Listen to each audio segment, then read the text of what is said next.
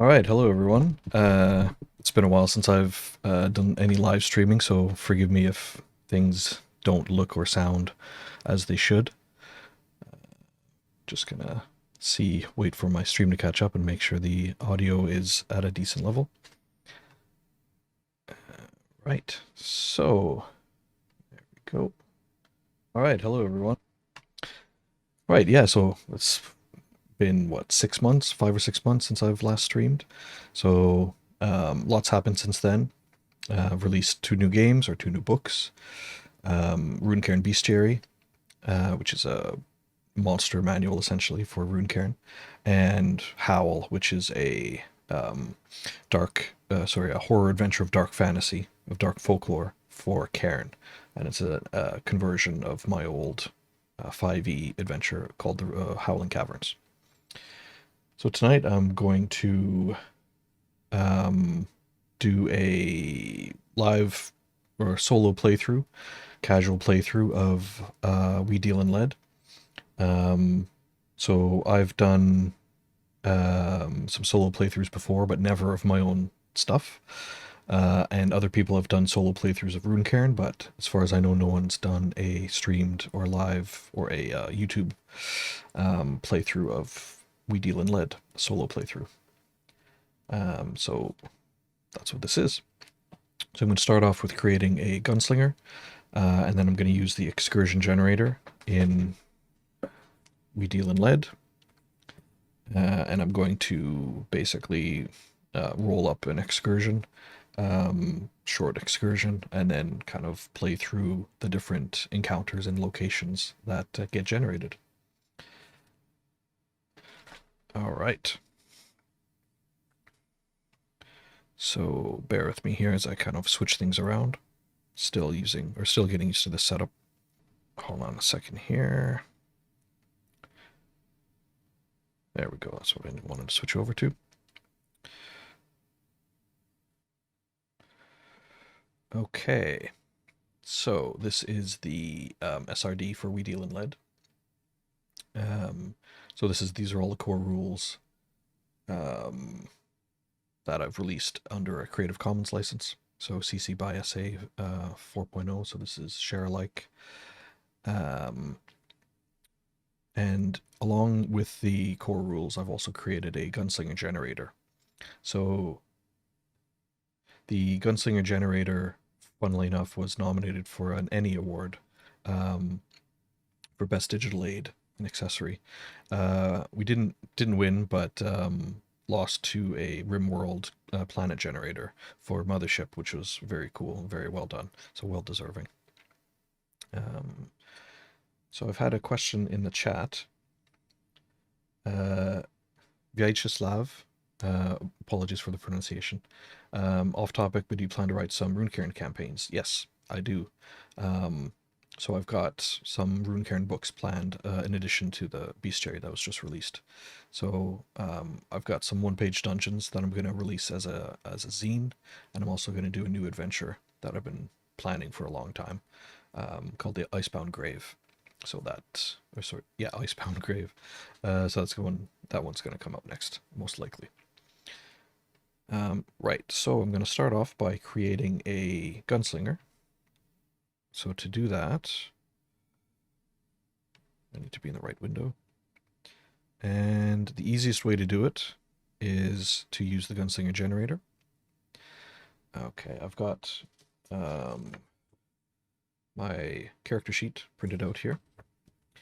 Well, these are available on my web shop. You get a pack of 10, double-sided, nicely printed paper, full color. Right, so I'm going to copy what's on there onto my character sheet.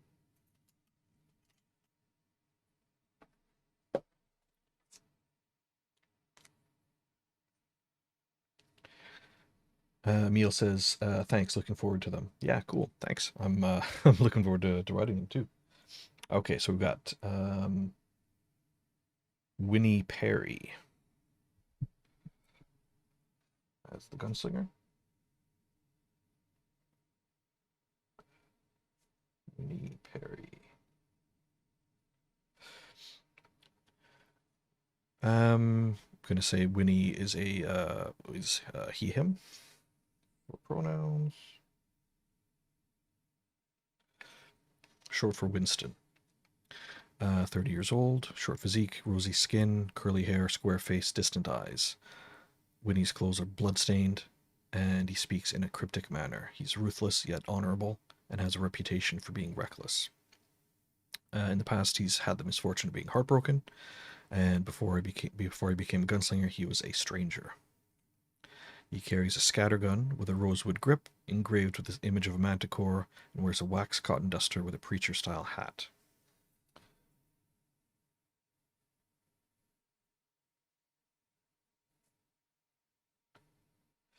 Bear with me as I write this down.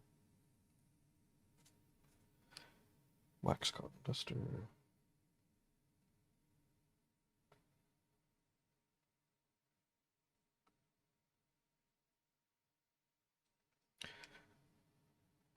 So the wax cotton duster gives 1 defense and takes up 1 slot.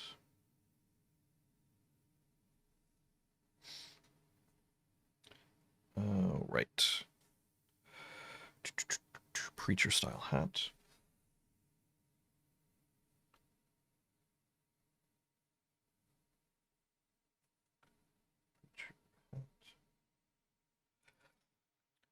All right, so Winnie has 11 strength, 13 dex, and 12 heart, which is pretty good, above average. Winnie also has cudgel, cookware, very useful, hammer, and some tobacco. Do plan on updating this gunslinger generator as well, since I've made some tweaks. This was kind of from an older version of the rules. Okay, 9 slots in use. So 3 free slots.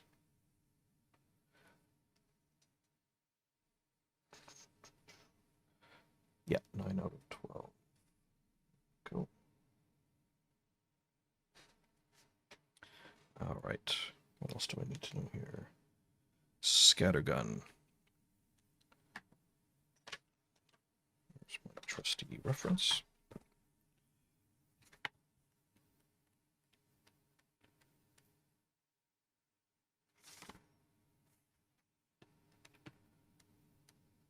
All right, so scattergun does D8 damage, and there's 2 shots.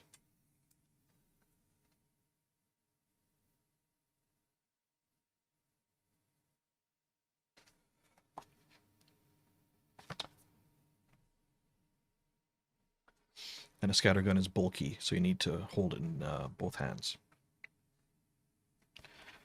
All right, so the scattergun also brings with it a special attack, which is, if I'm remembering correctly, both barrels.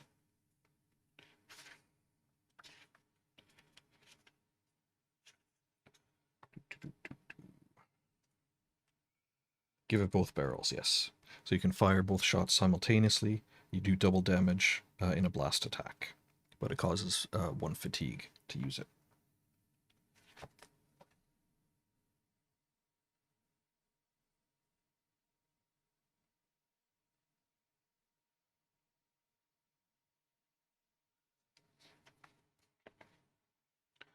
All right.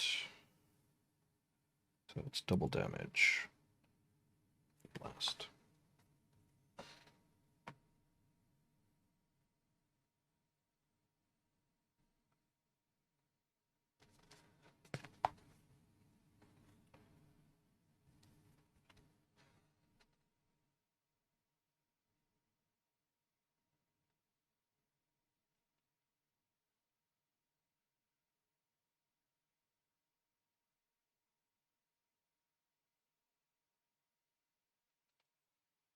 And a cudgel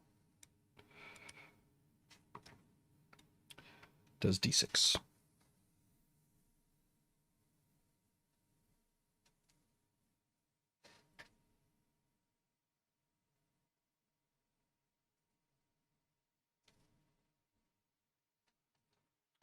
Okay, so... Oh, wow. So Winnie starts with 12 lead.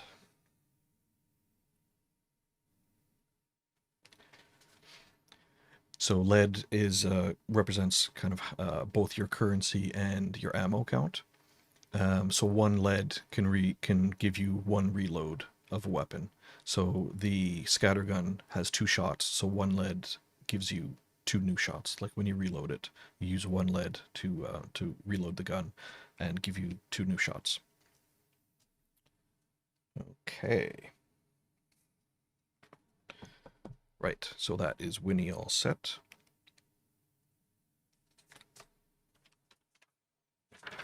So I've also printed out this excursion generator tracker. Show you here. So you can use this when you're running a solo game. This will keep track of all the relevant information for the excursion. I'm also going to use it to map out the excursion, depending on what I roll. Okay. All right, so that is Winnie. Okay. Preacher hat, scattergun.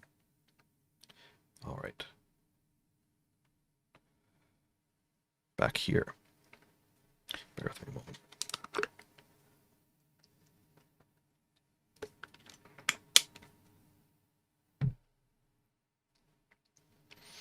All right, now I'm going to roll on the excursion generator.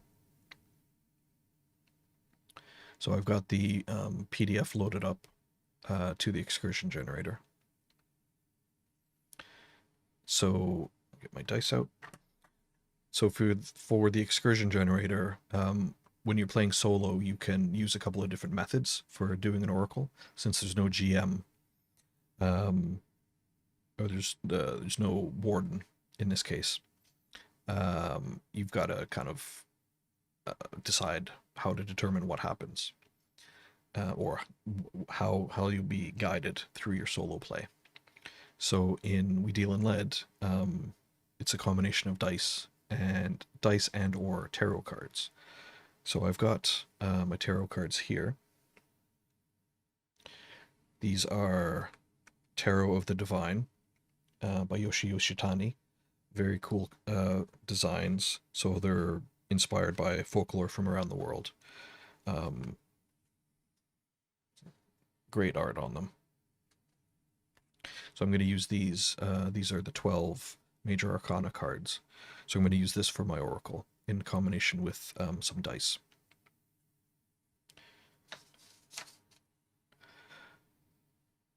Right, so it explains it here. Reading the cards. So basically, whenever you come up to a situation where the outcome isn't clear, you can read the cards. So you roll a d10 to determine focus, you roll a d8 for emotion, and then either roll a d20 or pull a tarot card to determine the major arcana. And that will give you the phrase that you use to interpret the events.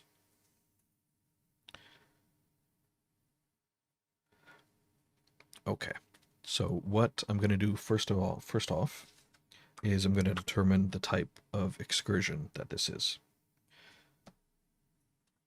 So I'm going to roll a d6 to determine the excursion size.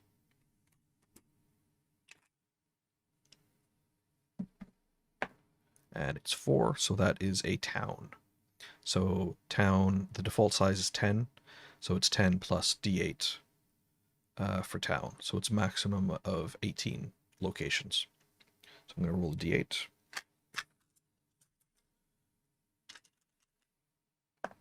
4, so 14 different locations. That's my max size. mark that down on my excursion generator tracker.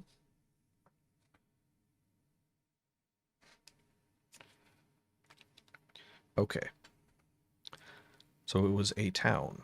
So now we need to determine the objective of this excursion. So I know it's a town, so I need to roll a d6 to determine what objective I have in this excursion. So that's a 3. So I need to infiltrate a gang of thugs who are plotting to rob the stagecoach and locate their harrier leader. Okay, so it's an infiltration objective. Very cool. So there's going to be a lot of, potentially, a lot of role-playing. Well, maybe a lot of gunfire if things don't go very well. Right, so that is a excursion type is town. And objective is to infiltrate.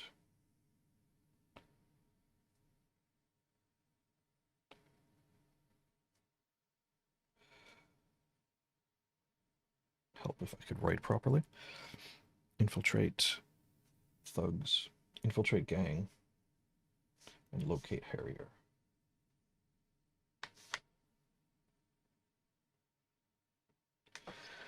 So it's a bit open-ended. You can play it however you want to. So locate the harrier could mean bring them back for bounty. It could mean kill them. It could mean that they've stolen something from you and you want to get it back. Let's keep it simple. And I'm going to say that Winnie has a grudge against this harrier leader. Harrier is a fallen gunslinger or a failed gunslinger. So I'm going to go in there, locate, and kill the harrier.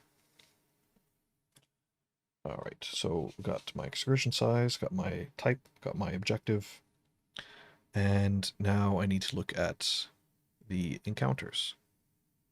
So you can see there's a flowchart of how to deal with excursions.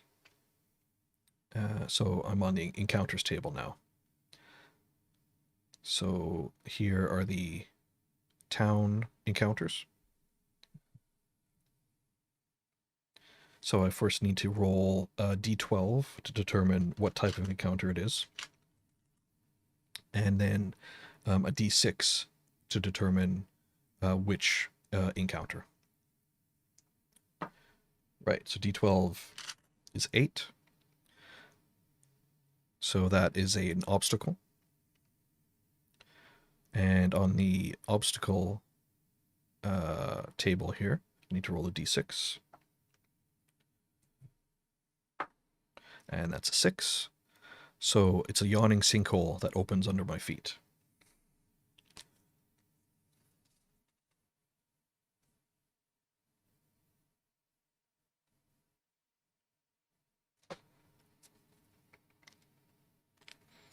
So since this is pretty open-ended, you can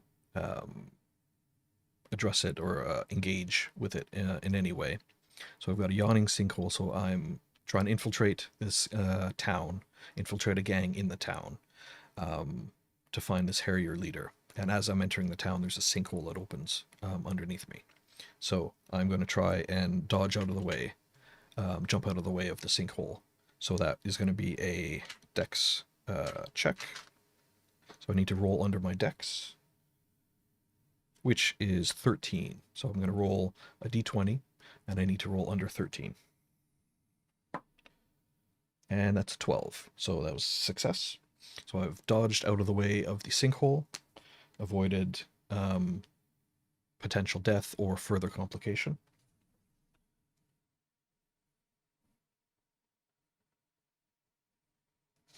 And I continue on to the next encounter. So that's another d12 on the encounter table. That's a 2. So it's a mystery. And then a d6, so 4. Mystery. So it's a herd of cattle, torn apart and partially devoured.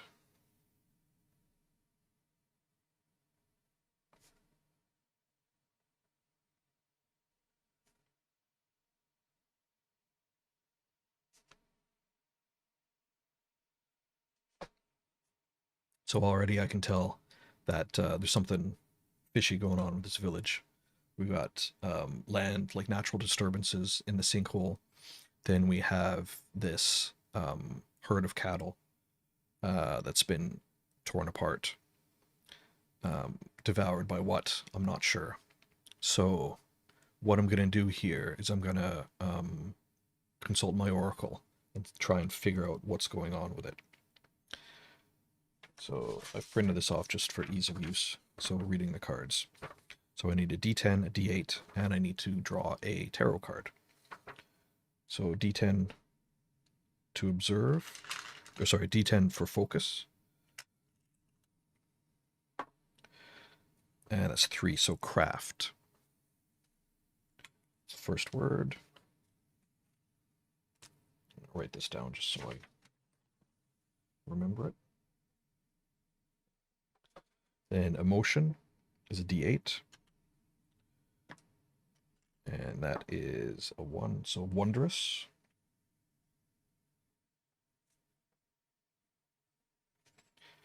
All right, now I'm going to draw my first tarot card. I'm going to give a good shuffle. So these are just the 22 major arcana in the tarot deck. Okay. So it's craft, wondrous, priestess. Craft, wondrous, high priestess. So that's either magician or high priestess. Okay. So, oops. I'm going to say craft, wondrous, magician. So that tells me that there's probably some kind of old magic that's being in use here that's affecting the land. So some kind of ritual is being carried out or has been carried out, and it's either tainted or poisoned the land somehow. Potentially related to the harrier and the band of thugs. But we'll have to find out. Okay. Right, moving on to encounter 3. It's another D12. 4. I should have printed that out too. It's another mystery. And 3. Okay, so it's 1,000 ravens fly past, sounding like the thunder of guns.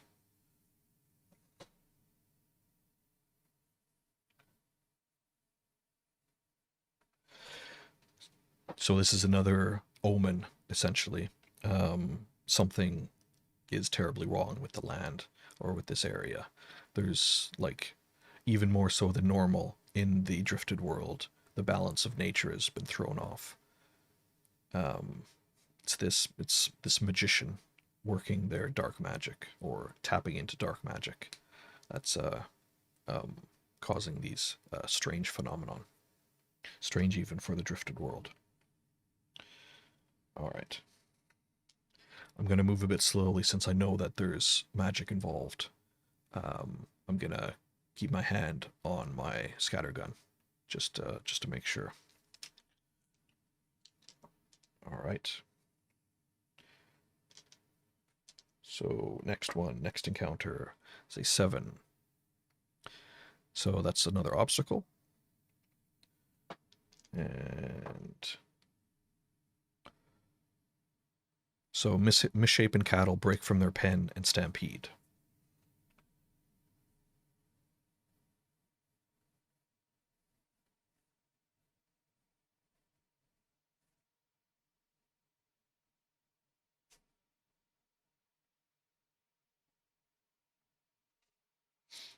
All right, so that's another more evidence.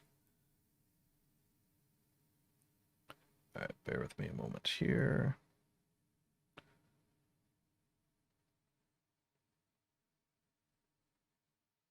I forgot to shut some stuff down. All right.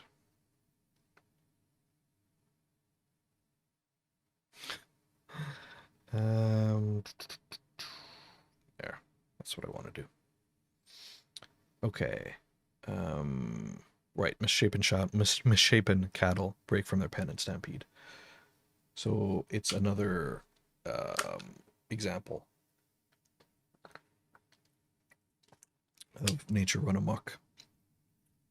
So this is an operating town, like a standard settlement that I've come into.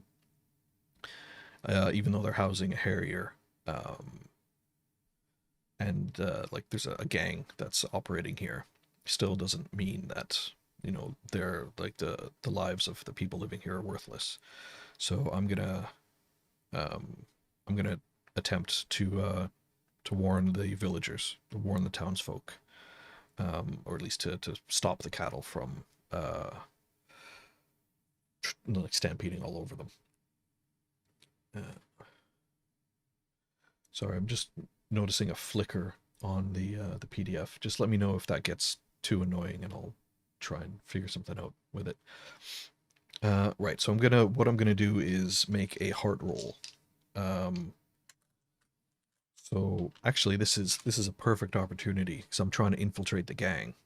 So what better way than to save their lives, but also like worm my way into their gang. So I'm gonna make a heart save. And I'm gonna see if I can convince the villagers to like that I'm trying to help and to get them out of the way. All right, so my heart is 12, so I need to roll under 12. And I do not. I failed that attempt. Maybe the hate in my heart for the harrier is too much, and I just can't put it across. I can't convince them. I mean, they know that the stampede is happening, but I can't.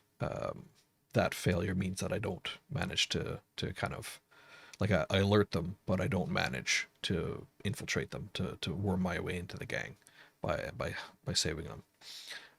So there's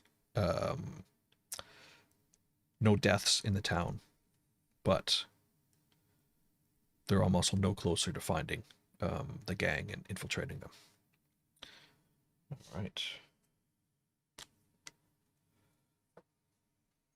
But I've made my presence known in the town, which should make things interesting. Okay. Encounter roll 1, which is a treasure. Interesting. All right, what kind of treasure do I find? All right, so I stumble across a merchant in the town, and they offer to sell me ground coffee for 2 lead. So I've got some tobacco and cookware, and I've got 12 lead at the moment. So I'm going to take the merchant up on their offer, and I'm going to buy some coffee. So that drops me to 10 lead. I believe coffee is small, so it shouldn't take up any space. Yeah, it's also rare, so that's a good find.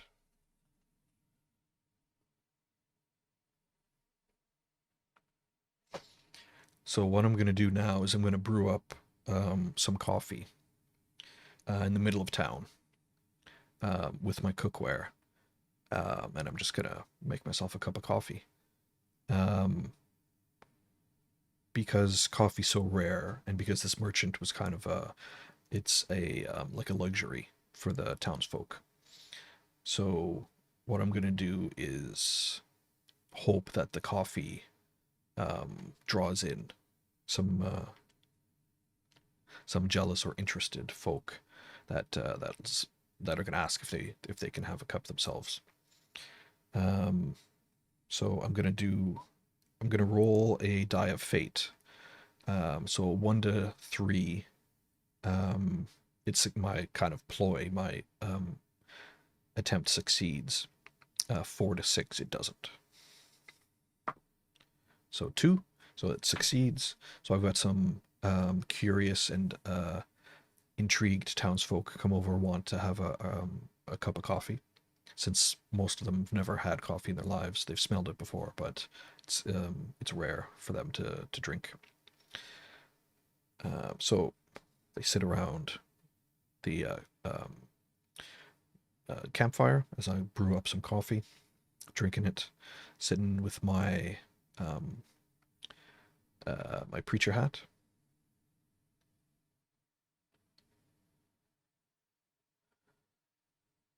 Just gonna make sure that that my sound isn't muted. Campfire, is that? Yeah, it still looks good. Okay. Right. Yeah, so they gather around the campfire. So I start laying it on thick, saying I'm a traveler in the area, just making my way through, looking to meet up with some folk who know where I can get some work, know where I can like make a name for myself, not afraid to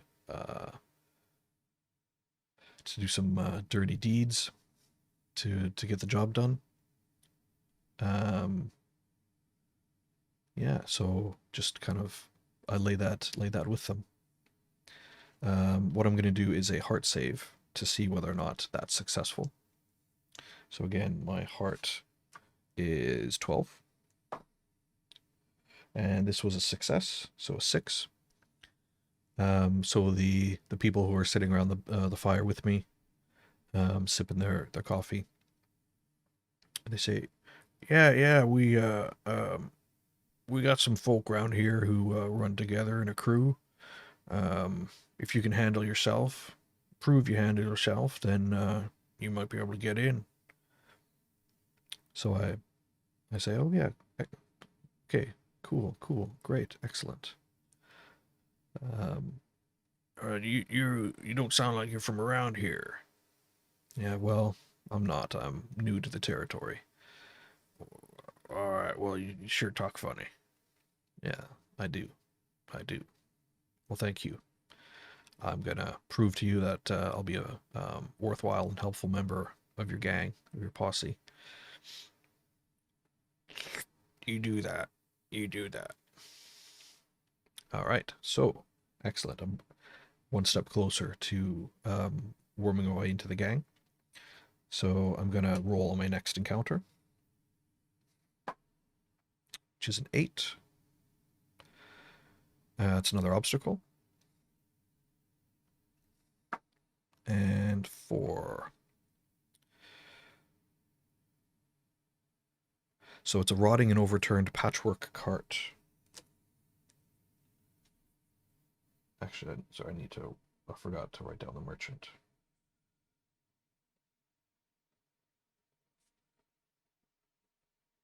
Not coffee. So overturned cart.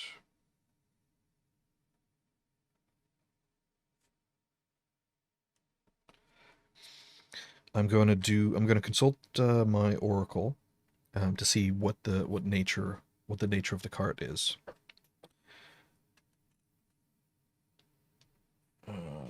Okay. So D10 focus.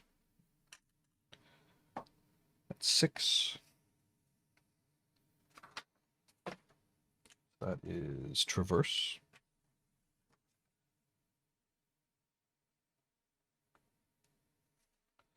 D8 for emotion. 1 wondrous. It's another wondrous reading. Okay. And the tarot card. Do another shuffle.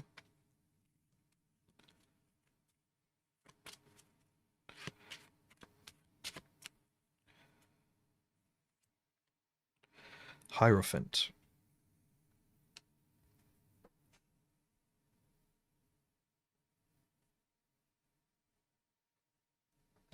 So traverse, wondrous, hierophant. Okay. So I am not too proud, or no, I'm not, I'm not too proud to say I need to check what hierophant means. So tradition and convention. So, okay, a priest who interprets sacred mysteries or esoteric principles. Interesting. So I'm going to say priest or holy man, or holy figure, sacred figure. So traverse, wondrous hierophant. Okay, well that kind of almost explains itself. So this was a traveling preacher in the cart, came to the village, came to town, spreading an unpopular gospel, maybe about the man Jesus. Townsfolk didn't take too kindly to this word, and decided to run the preacher out of town, overturn the cart. So I'm sure if I dug underneath the cart, I'd find the remains of the preacher. So that tells me that not all of these townsfolk are good people, which I knew going into it. All right. Very cool. Okay, next encounter. It's a 7. So that is another obstacle. And it's gonna, yeah. So that's a repeat one. So I'm gonna roll on the mystery table, actually. Actually, I'll go mundane, since that's more likely. 3. One-armed hawker offers scavenged scraps of metal.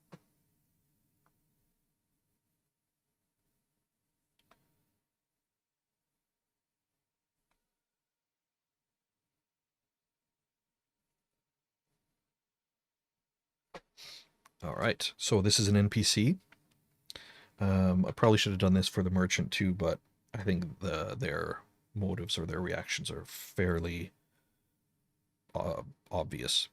So for an NPC, I'm going to roll on roll on the NPC reactions table to see what kind of reaction they have to me, because they're a townsfolk, so they might be in the gang, they might be, just an innocent bystander. So let's find out. So I'm going to roll 2d6. That is a 6. So unsure. All right. So I'm going to take that as they're kind of not part of the gang, not an innocent townsfolk, but somewhere in between. So I'm going to use this opportunity to find out a bit more information, see if it can get me a bit closer to my goal of infiltrating this gang and finding the harrier. So I'm going to see if I can figure out if, like, whereabouts the harrier is.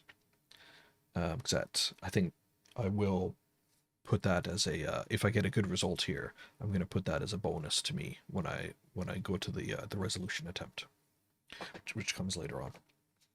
So I'm going to try and I'm going to offer some coffee, because I'm going to have some kind of cooling coffee now in a flask.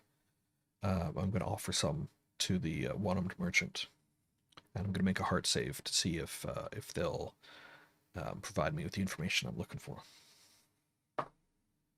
All right, so that's a 16. That's a fail. I'm going to say yes. Sorry, bear with me as I'm looking through here.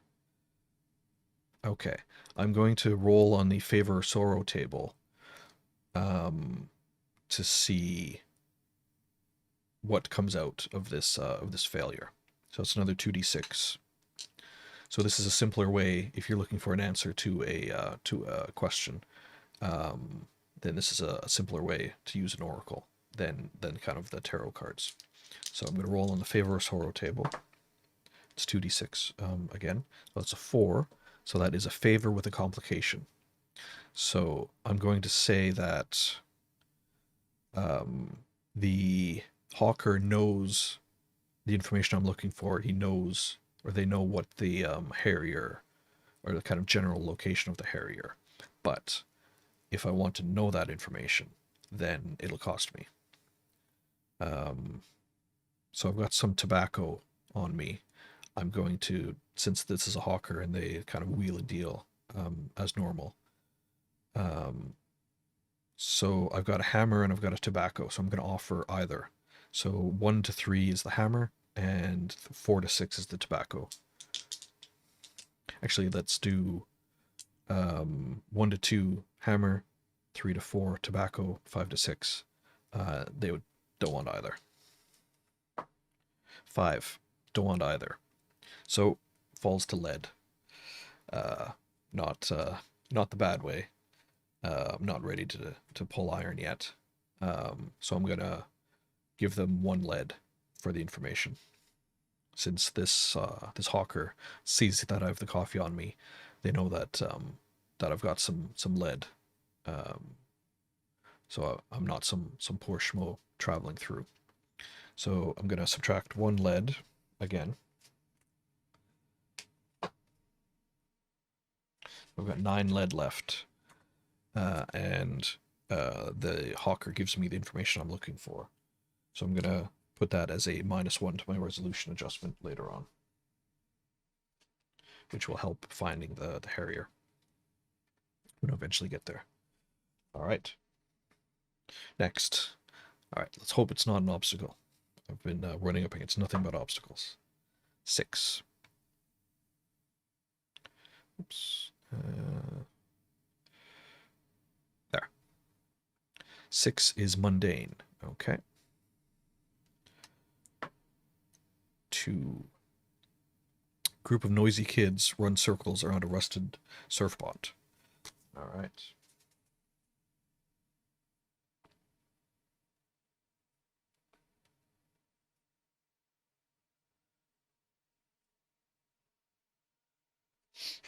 Okay. So again, since this is an NPC interaction, I'm going to roll on the reactions table to see how they react to me, how the kids and the serfbot reacts to me. Now the kids, I'm not gonna have even a chance of having any kind of violence against children. So I'm just gonna roll for the serfbot. Gonna see what the serfbot's reaction are, what the serfbot's reaction is. So that is on the NPC reaction table, 2d6. That is an 8. So unsure, which is fine. Makes sense that the serfbot is a bit scrambled. Rusted serfbot. So basically I'm gonna just shout over, "Hey kids, leave that thing alone. It's dangerous. Don't know what you're messing with."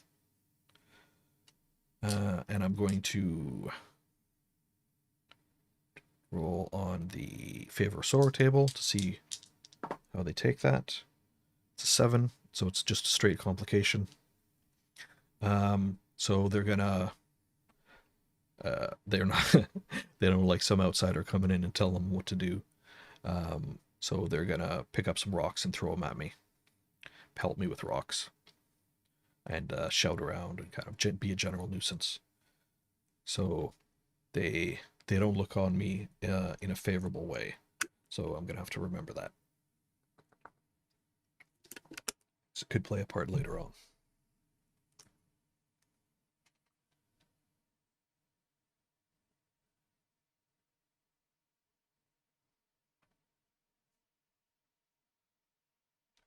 And the serfbot just kind of wheels off. Like, all right. Make my way through this town as I'm looking to infiltrate and looking for this harrier. Next is a 3 on the encounter table. That is a mystery. And d6. Ah, interesting. So a 1 on the mystery table for town is all the town's buildings momentarily appear painted in blood.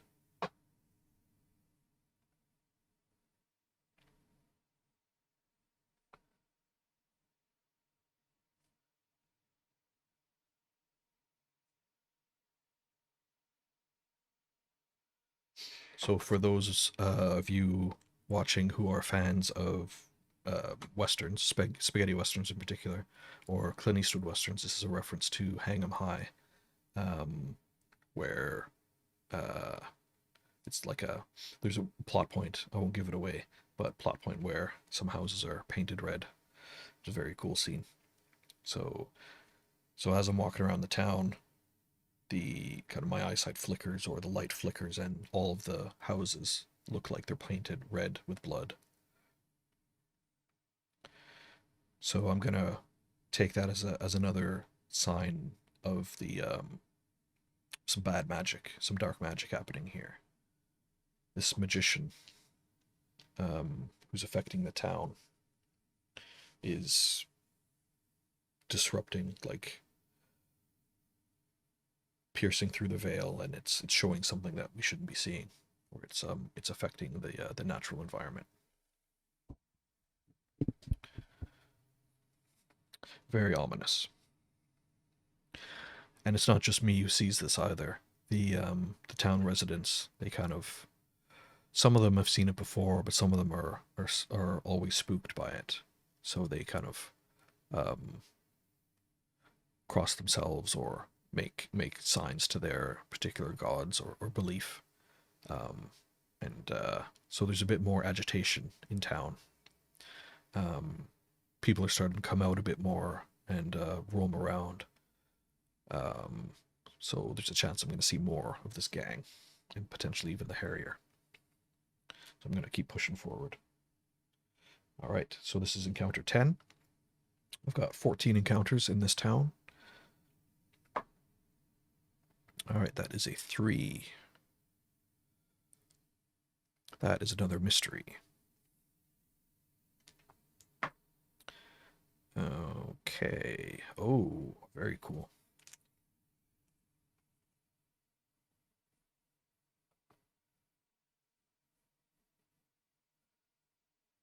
So we've got a winged demon flies overhead, screeching violently. All right, so I'm gonna, because this is an NPC, I'm gonna roll on the NPC table, which could be very interesting. The NPC reaction table. So it's 2d6. That is a 6.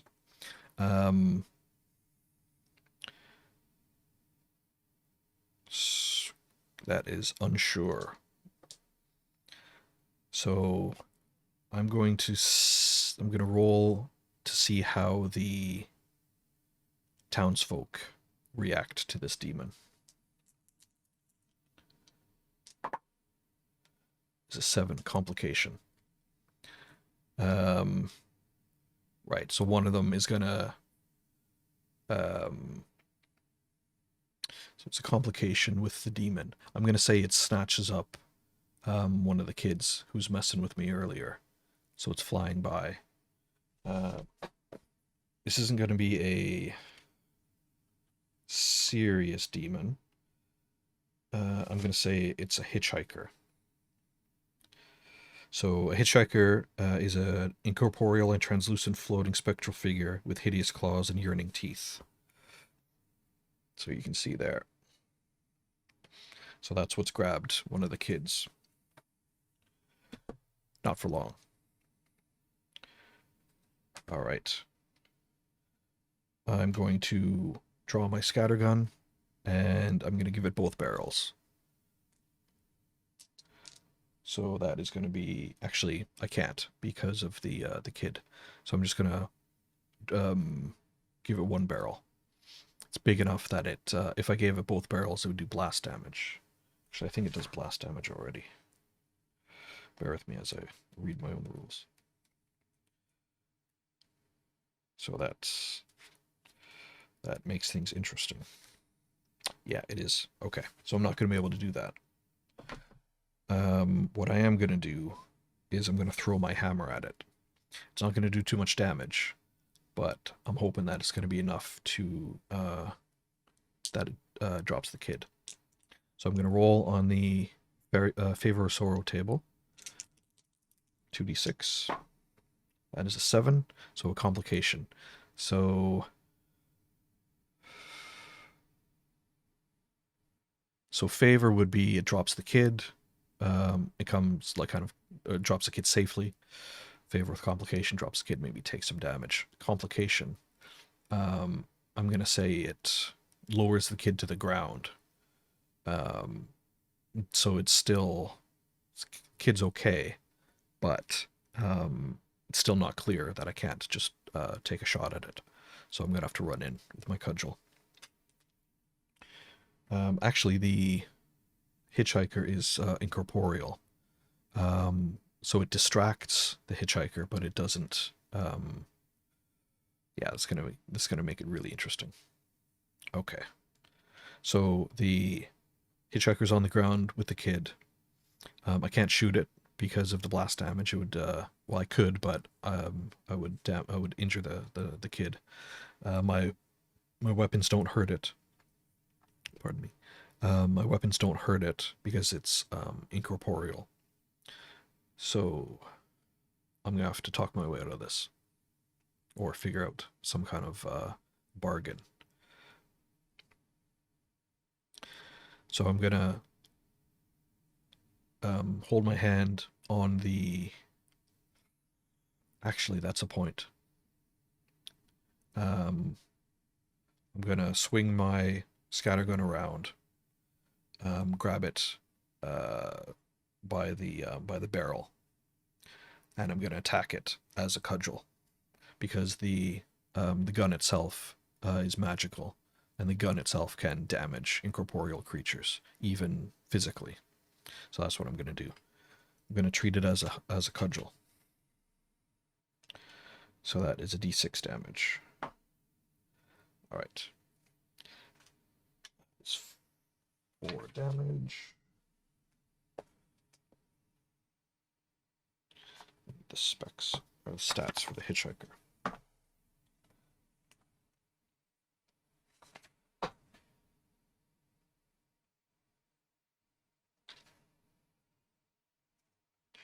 All right. So I've hit it with the scattergun, with my artifact scattergun. I'm going to roll to see if it releases the kid now. Same thing as before. Favour, sorrow. 6. Favour with a complication. So I'm going to say it pushes the kid away, but it injures the kid. So kind of pushes it down. Kid bangs her head, or scrapes her head on the ground. And then it's going to come to me. So I don't have enough time to swing my gun, or like to kind of switch position with the gun. So it's gonna get me. It's gonna come after me.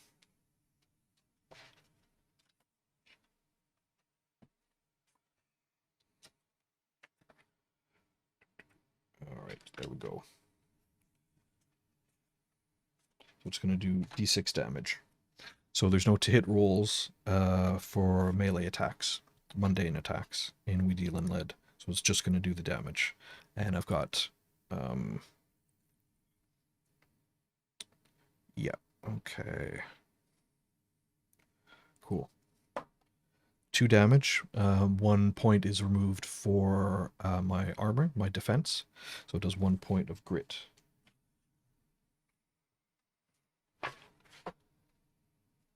Oops, I forgot to check. That would have been useful.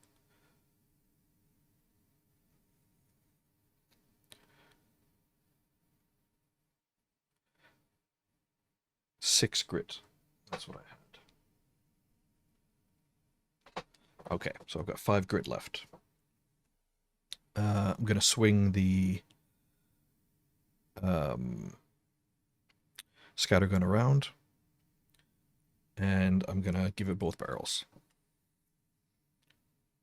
Because the kid's clear. It's d8 damage, so that is double damage. All right. 1. So double damage is 2 damage, 2 grit. So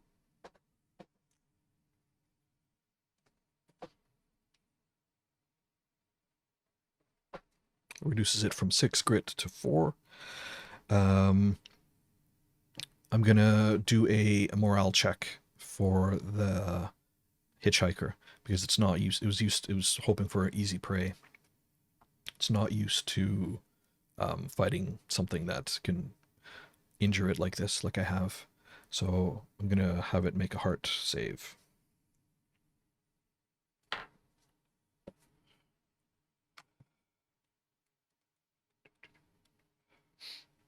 So it has 8 heart, so it needs to roll under 8. It does not. So injured, battered, it decides to fly away, and not worth the trouble, or we're not worth the trouble. So it flies off. So the children are okay, but I've potentially played my hand. So they know, the villagers know now, or the townsfolk know that there's a potentially a gunslinger in town. Whether or not I'm a harrier, they don't know that, but they definitely know that I've got a gun. And it's they've never seen, or not very many of them have heard of someone kind of scaring off one of these demons. So it'll make things complicated. So word will definitely get back to the harrier that there's a potential gunslinger in town, or a harrier, another harrier in town. All right.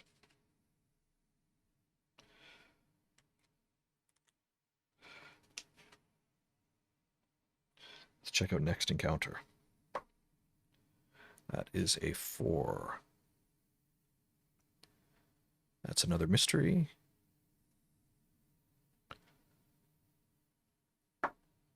5. Filthy, half-naked man stares blankly, face stained purple.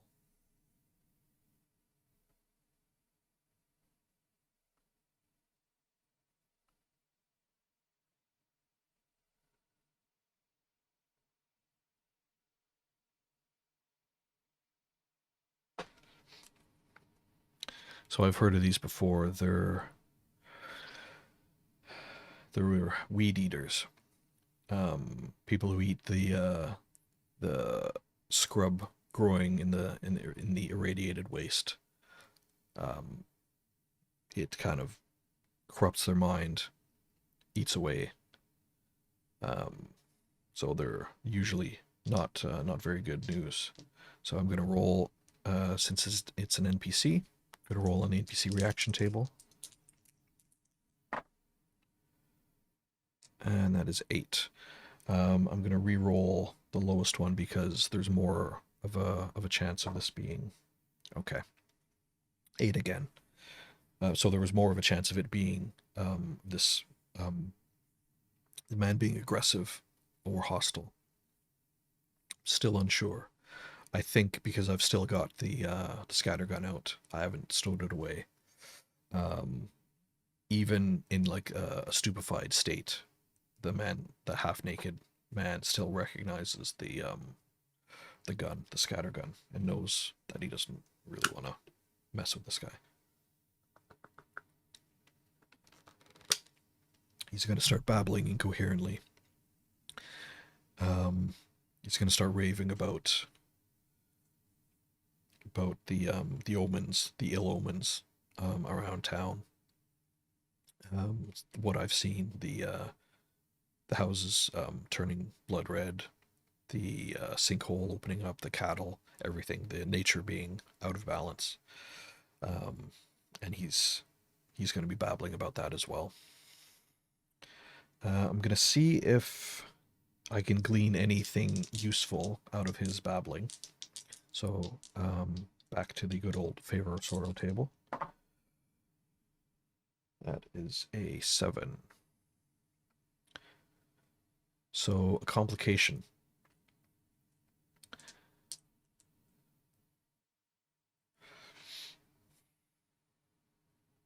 So a complication is neither good nor bad. If it was a favor with complication, it would be something good, but with a complication. If it's just a complication, then I'm going to say that as I'm trying to gather more information out of him, um, he's gonna start getting paranoid and start worrying about why I'm asking these questions and what I'm asking for. So he's gonna run off into the rest of the village or into town, um, kind of yelling in a paranoid manner, like, "Oh, they're here to come, they're come to get us, they're come um, they come to disrupt what's happening. Dune's transpiring." So that's gonna potentially come back to bite me later on.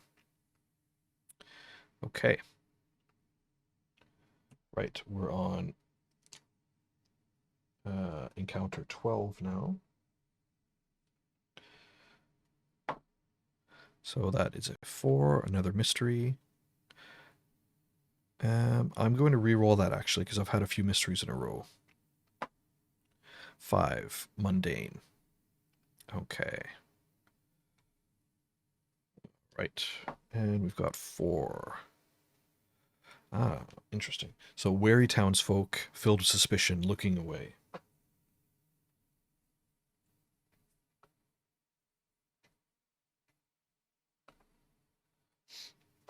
Okay. So it makes sense. They know that there's a potential gunslinger in their midst. Um, they've seen me. They've seen the half-naked guy with purple stains on his face, shouting about someone coming to get us. They saw me take care of or deal with the demon. Um, so I'm not going to roll in the NPC reaction table because I know they're already wary. But what I am going to do is roll on the favor or sorrow table to see if this works in my favor. Because I was trying to infiltrate the gang earlier. If this is a favorable roll for me, then they're going to invite me into the gang. If it's a sorrowful roll for me, then they might start coming after me. Okay, so that is a 4. So that's a favor with a complication. Cool. So, they they're gonna surround me. The gang is gonna come out without the harrier and surround me and say, the one that I was talking to earlier. Um, well, you handle yourself pretty well there. Say, folk, are you a gunslinger? And I'm gonna like go like this, hold my hands up, say, "Man, do I look like a gunslinger? I I fished this gun off of a corpse I found about 2 days ride back.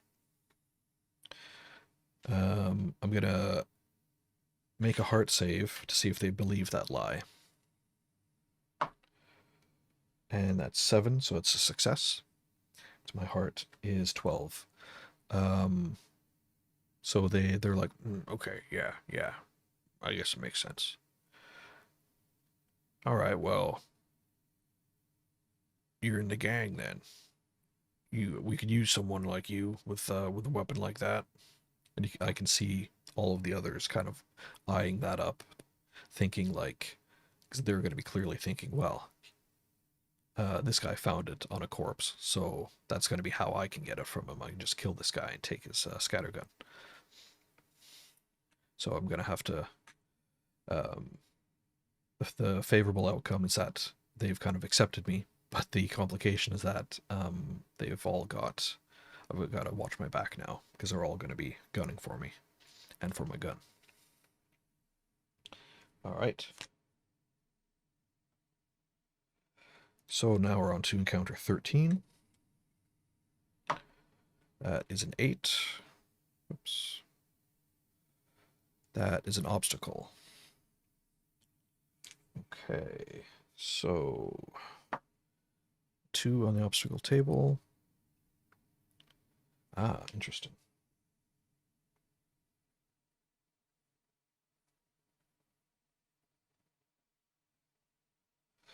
So that's an erratic serfbot demands your reason for entry.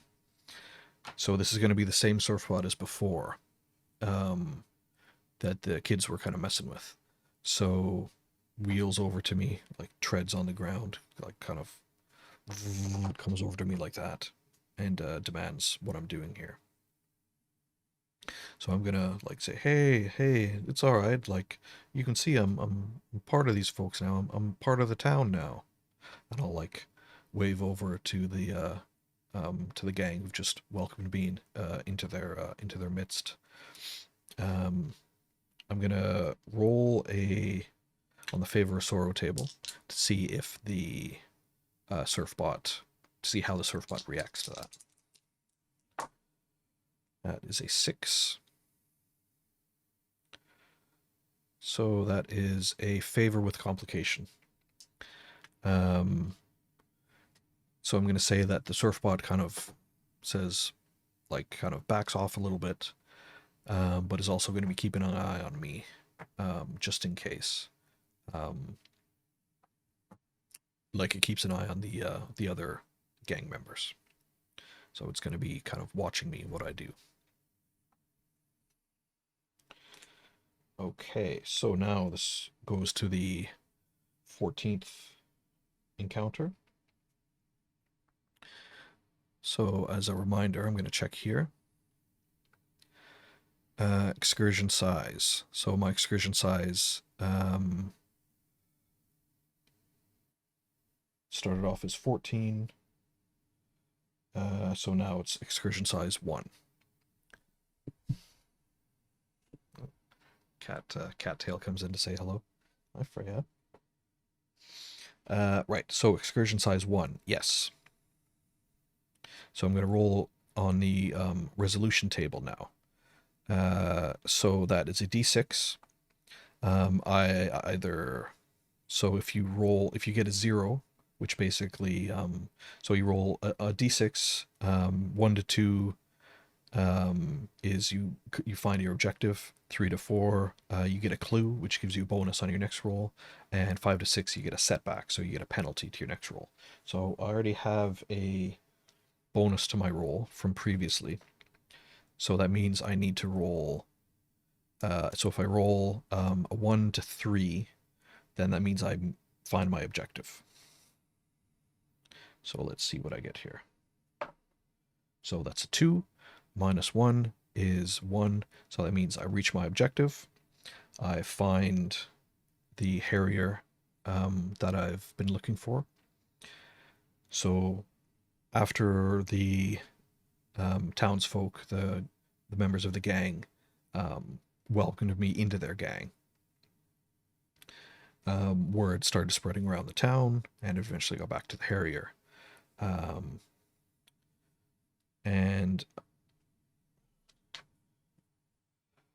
I'm going to find the stats for harrier. There we go. So a harrier is a failed gunslinger driven from their order and stripped of their artifact gun, dangerous and unpredictable. So harriers used to be gunslingers, so they still roll on the shoot table, but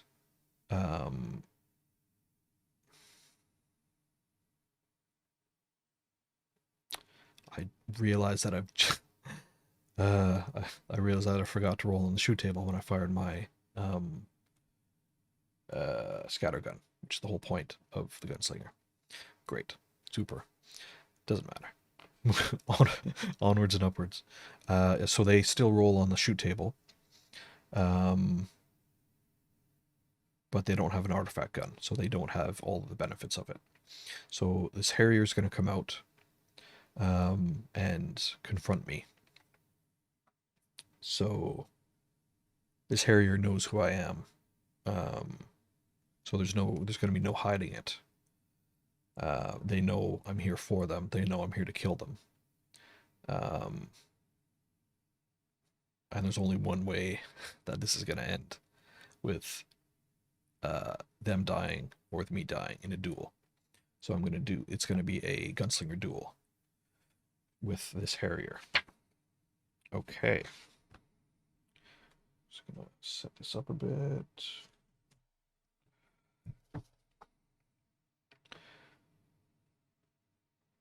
All right.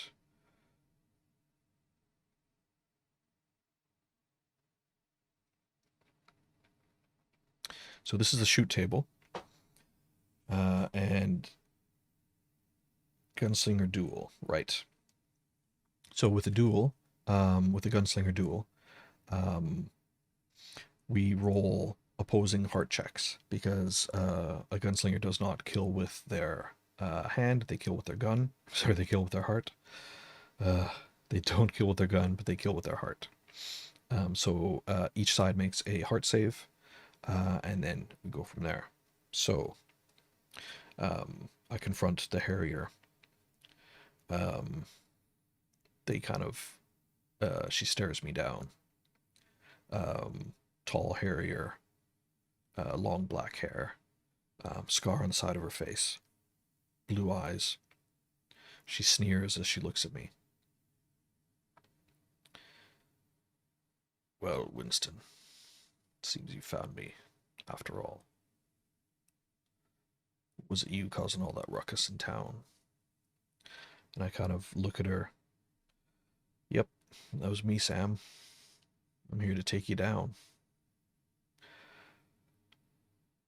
She nods, puts a hand on her revolver, winks, says, well, you know how this is going to end. And I reload my scattergun, taking one lead, reducing one lead, but getting 2 shots with it. I nod, say, yep, you're going in the ground.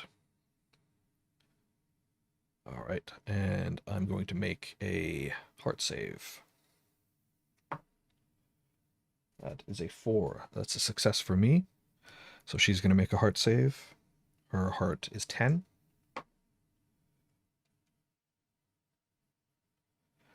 So that's a critical success.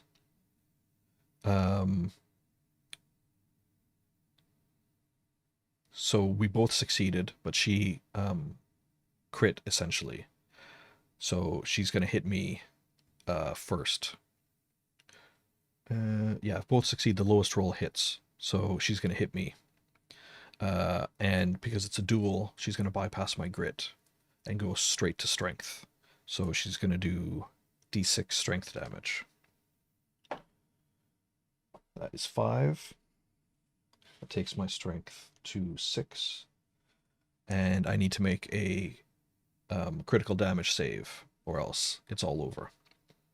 I'll still survive. Like, if I fail this, then I'm going to collapse. And the only thing I can do is crawl weakly, unless I'm given help. So, I need to roll a 6 or under on this strength save.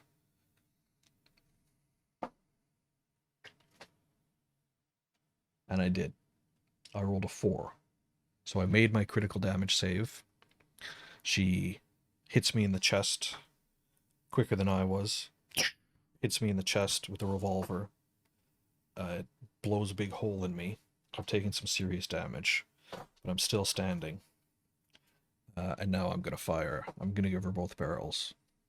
So, because we're no longer in a duel,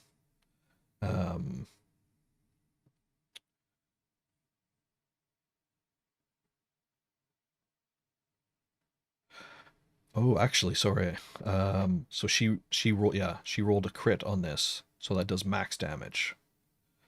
So that was 6 damage instead of 5. So I still would have, yeah. So I'm down to 5 strength, but I rolled a 4 for my damage save. So gotta gotta read my rules properly and understand them properly. Right. Okay. So the first shot is going to be the end of the duel, and then you go to regular combat on the shoot table. So I need to roll 2d6 on the shoot table.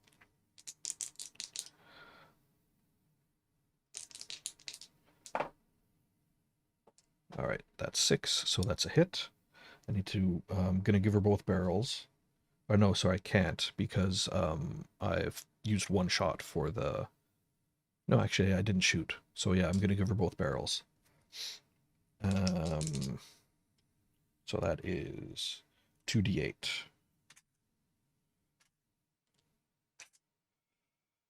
There's my other d8. All right, so that's 14 damage.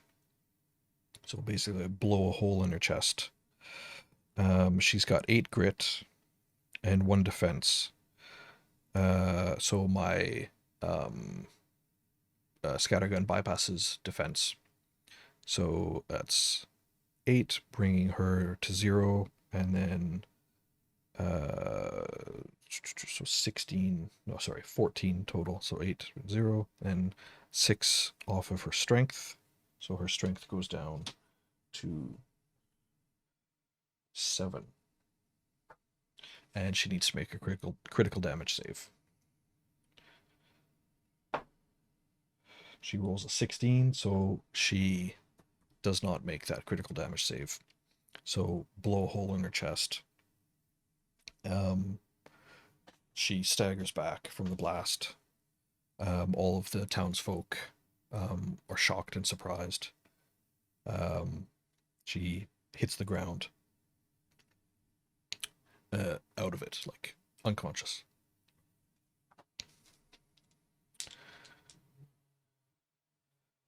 Now, how are the other gang members going to react? I just blew a hole in their harrier. They know now that I'm a gunslinger. I'm not a harrier. So I'm gonna do a morale save. They're thugs, which doesn't bode well for them. So they've got disadvantage on morale. They've got 6 heart.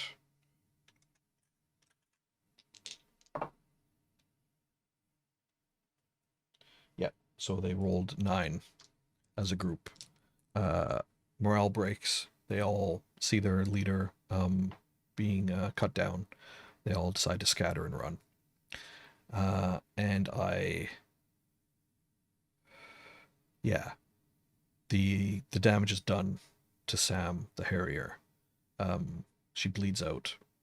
Nothing I can do at this point. So I bury her in a shallow grave.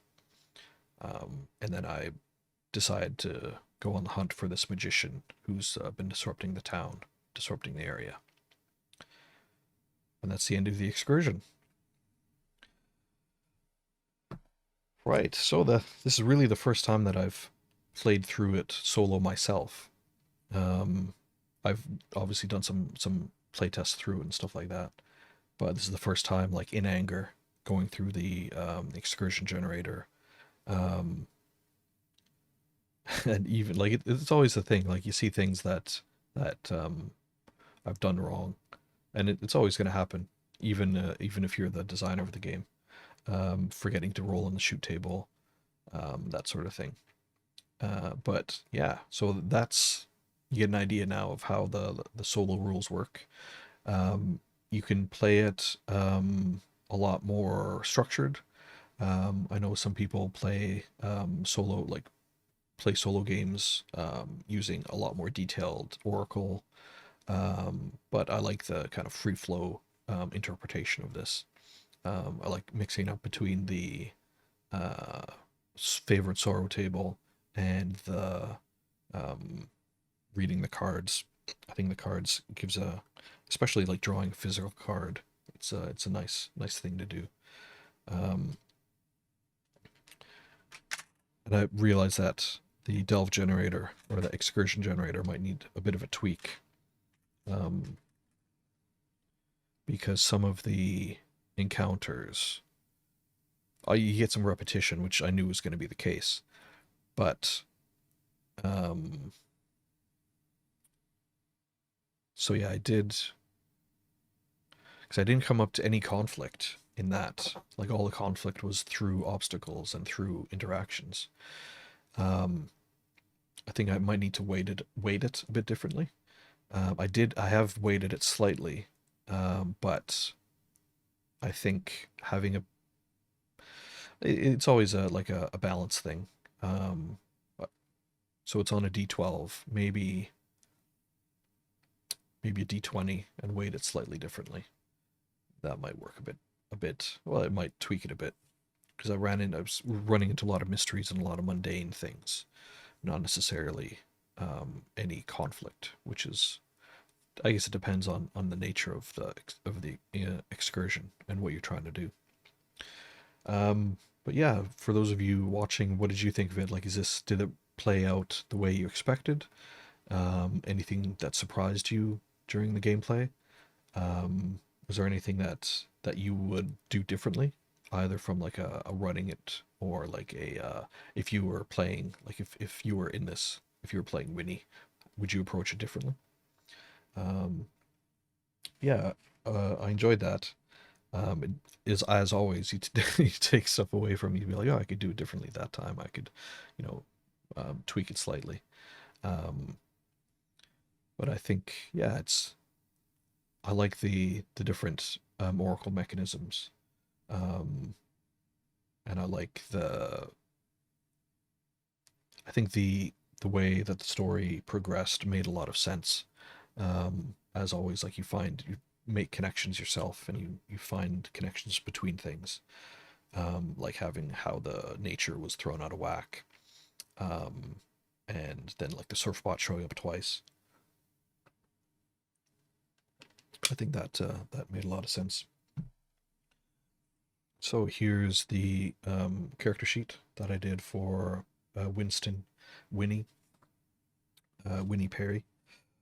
And here's my excursion generator. I realized I wasn't mapping out the town. I might do that after the fact. Add that to it. But yeah, let me know if you're watching this after the fact. Leave a comment and let me know what you thought. Let me know what you might want to see in the future, if you want to see another one of these, if you want to see me run through Runecairn.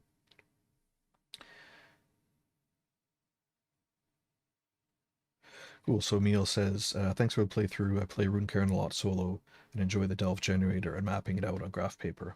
I use runes instead of tarot as my oracle to fit the theme. Yeah, cool. And